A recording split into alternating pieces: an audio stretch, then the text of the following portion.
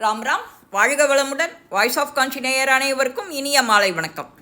எல்லாருக்கும் இனிய விநாயகர் சதுர்த்தி நல்வாழ்த்துக்கள். அந்திம காலங்களில் நாம் என்னெல்லாம் சிரமப்படுவோம். முக்கூர் லக்ஷ்மி நரசிம்மாச்சாரியாருங்கிறவர் எழுதியிருக்கார். எப்படி எழுதியிருக்கார்? எருதை போல் நாமும் பிறருக்காக உழைச்சி ஓடா தேஞ்சு சிரமப்படுறோம். அந்திம காலங்களில் எழுந்திருக்க முடியாமல் நமக்கு போய்டுறது. அப்போ தான் என்ன சிரமப்படுறோன்னு சாஸ்திரமும் சொல்லியிருக்கு. வயதான காலம் ஆச்சுன்னா உட்கார முடியல, எழுந்துக்க முடியல, மூச்சு வாங்கிறது, கண்ணு தெரியல, இன்னொருத்தருடைய தயவில் எப்போதும் இருக்க வேண்டியிருக்கு. அந்த மாதிரி ஒரு நிலை ஏற்பட்டு போயிடும். அதுக்காக ஆதிசங்கர பகவத்பாதர் என்ன சொல்கிறார்? எல்லாம் இவரை விட்டு போயிடுறது ஆனால் ஒன்று மட்டும் போக மாட்டேங்கிறது ஆசை. இதை சாப்பிட்ணும், அதை சாப்பிட்ணும், இங்கே இவாளோட போகணும், அங்கே அவளோட பேசணும். அந்த அந்திம காலத்துலேயும் சிரமப்படுறதே உடல் கூனி குறுகி கேள்விக்குறி மாதிரி ஆகிடும் அந்த ஷேப்பு. அந்த மாதிரி ஒரு நிலை. இது கஷ்டம். இன்னொரு கஷ்டம் என்னன்னு பாருங்க. அந்திம காலத்தில் பத்தினி கூட இல்லைன்னா, ஆனால் பத்தினியை இழந்துட்டவா கதி இன்னும் கஷ்டம். கல்யாணத்தில் பாணி கிரகணத்தில் அதுக்கு முன்னால் வருகிற சப்தபதி மந்திரத்தில் இந்த இளமையில் உன்னை பிடிச்ச இந்த கையை எழுந்திருக்க முடியாமல் தொண்டு ஆனாலும் நான் விட மாட்டேன் அப்படின்னு ஜீவிதாந்தம் சொல்லியிருக்கு. நீயும் நானும் அப்படியே இருக்கணும்னு அமைஞ்சிருக்கிறது. ஆனால் அந்த அந்திம காலத்தில் பத்தினியை இழந்து தவிக்கிறது இருக்கு இல்லையா, அந்த சிரமத்தை சொல்ல முடியாது. எத்தனை சிரமப்படுவா தெரியுமோ. அடுத்தது சாஸ்திரம் என்ன சொல்கிறதுன்னா, எல்லாத்துக்கும் பிள்ளைகள் இடத்துல கேட்கணும். ஒரு தடவை கேட்டால் கொடுப்பா, மறு தடவை கேட்டால் என்ன கேட்பாளோ என்ன நினைப்பாளோன்னு எரிஞ்சு விழுவாளோங்கிற ஒரு தயக்கம் வரும். பத்தினியும் இல்லை, உடம்பும் ஒத்துழைக்கலை, மருமகள் கூப்பிடுறா, ஏசுறா, தாங்க முடியாத பேச்சுக்களை சொல்கிறா. இப்படி விவரிச்சுட்டே போகிற சாஸ்திரம் கடைசியாக என்ன சொல்கிறது? இப்படி ஜீவித்துட்டே இருக்கிறத விட போய் சேர்ந்துடுறது நல்லது அப்படின்னு. இப்படிப்பட்ட நிலையை நாம் அடையலாமா அப்படின்னா, அந்த மாதிரி நிலையை அடைஞ்சாலாவது நமக்கு ஒரு விவேகம் வர வேண்டாமோ? அந்த சமயத்துலேயும் விவேகம் வராது. சாமானியமான விஷயத்தையே பேசின்னு இருப்பா. அந்திம காலங்கிறது ரொம்ப சிரமந்தான். அதையெல்லாம் நாம் நினச்சி பார்க்கணும். அந்த மாதிரி ஒரு காலம் வரும்னு நினச்சி பார்க்கணும். அந்த மாதிரி நிலையில் பகவான் நம்மளை வைக்கக்கூடாதுங்கிறத நினச்சி பார்க்கணும். அதுக்கு நாம் என்ன பண்ணணுங்கிறதையும் இப்போதே அதுக்கான நிர்ணயம் பண்ணிடணும். நமக்கு நரம்புகள் எல்லாம் நல்ல முறுக்கேறி மிடுக்கோட இருக்கையிலேயே அதையும் நிர்ணயம் பண்ணிக்கணும். அப்போதைக்கு நாம சொல்லும்பா.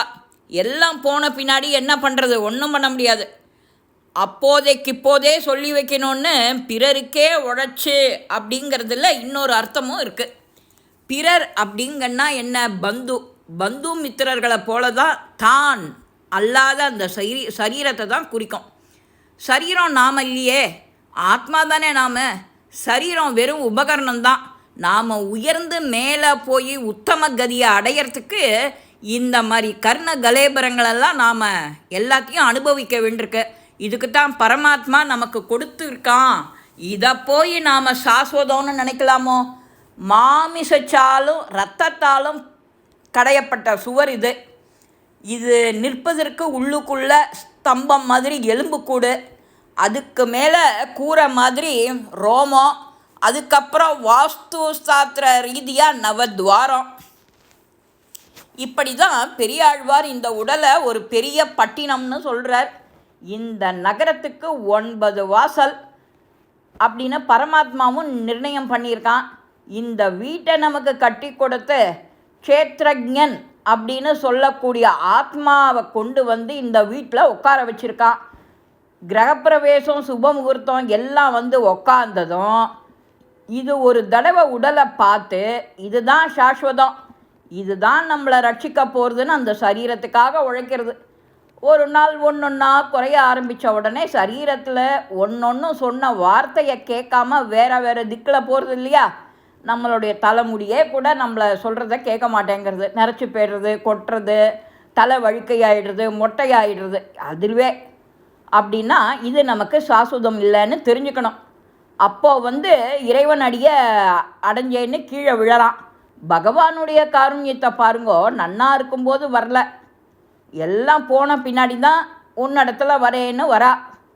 ஆனால் நீ இப்போதாவது வந்தியே அப்படின்னு தான் பகவான் நம்மளை ஏற்றுக்கிறான். ஏன் முந்தா நாள் வரல, ஏன் அதுக்கு நாள் வரலன்னு கேட்குறானோ? அப்படி கேட்க மாட்டான். நீ வந்த வரைக்கும் க்ஷேமன்னு சொல்லி அனுகிரகம் பண்ணுறான். இந்த குழந்தை நம்மக்கிட்ட வந்ததே அனுகிரகம் வாங்கிக்க அப்படின்னு. அதனால் நினச்சி வருந்தாமல் பச்சதாபம் படணும், கண்ணீர் விட்டு கதறணும். கண்களில் விழக்கூடிய நீரை கைகளால் இறைச்சி வாரி வாரி விடணும். அதுதான் நிர்வேதம். நிர்வேதம் யாருக்கு வரும்? விவேகம் உடையவனுக்கு தான் வரும். விவேகம் உடையவனுக்கு தான் நிர்வேதம் வறுமை ஒழிய அவ்விவேகளுக்கு வருமா என்ன? ஆனால் விவேகங்கிற முதல் படிக்கட்டை ஏறினாதான் நிர்வேதங்கிற 2வது படிக்கட்டை ஏற முடியும். விவேகம் வரல அப்படின்னா நிர்வேதம் வரவே வராது. நாமளும் சின்ன வயசுலேயே அதுக்கான வேலையை ஆரம்பிச்சிடணும். அப்பப்போ கோயிலுக்கு போகிறது, சில பல புண்ணிய காரியங்களை செய்கிறது, அடுத்த வாழ்க்கை ஹெல்ப் பண்ணுறது, நான் சொல்லாமல் எல்லாத்துக்கும் விட்டு கொடுத்து வாழ்க்கையை என்னன்னு வாழ்ந்து காட்டி எல்லாரையும் அரவணைச்சுண்டு போகிறது. இதுதான் சாசுதம் அப்படின்னு நமக்கு அப்போது ஆட்டோமேட்டிக்காக நீ கேட்கவே வேண்டாம், நிச்சயம் நாம் சொர்க்கம்தான். இந்த பதிவு உங்கள் எல்லாருக்குமே பிடிச்சிருக்கோம். லைக் பண்ணுங்க, ஷேர் பண்ணுங்க, பெல் பட்டனை கிளிக் பண்ணுங்க, சப்ஸ்கிரைப் பண்ணுங்க, கமெண்ட்ஸ் பாக்ஸில் கமெண்ட்ஸ் போடுங்க.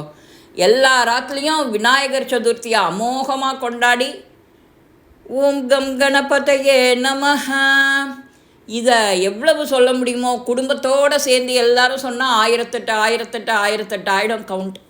1008 மோதகம் பண்ணி நைவேத்தியம் பண்ண விசேஷம் கிடைக்கும். எல்லாருக்கும் அதை கிடைக்க பெரியவா நிச்சயம் அருள் புரிவா. இந்த பதிவு எல்லாருக்கும் பிடிச்சிருக்கோம். லைக் பண்ணுங்க, ஷேர் பண்ணுங்க, பெல் பட்டனை கிளிக் பண்ணுங்க, சப்ஸ்கிரைப் பண்ணுங்க, கமெண்ட்ஸ் பாக்ஸில் கமெண்ட்ஸ் போடுங்க. ஸ்ரீ மகாபிரிவா திருவடிகளே சரணம். நல்லதே நடக்கும். ஆனந்தமாக இருப்போம் நண்பர்களே. வாழ்க வளமுடன்.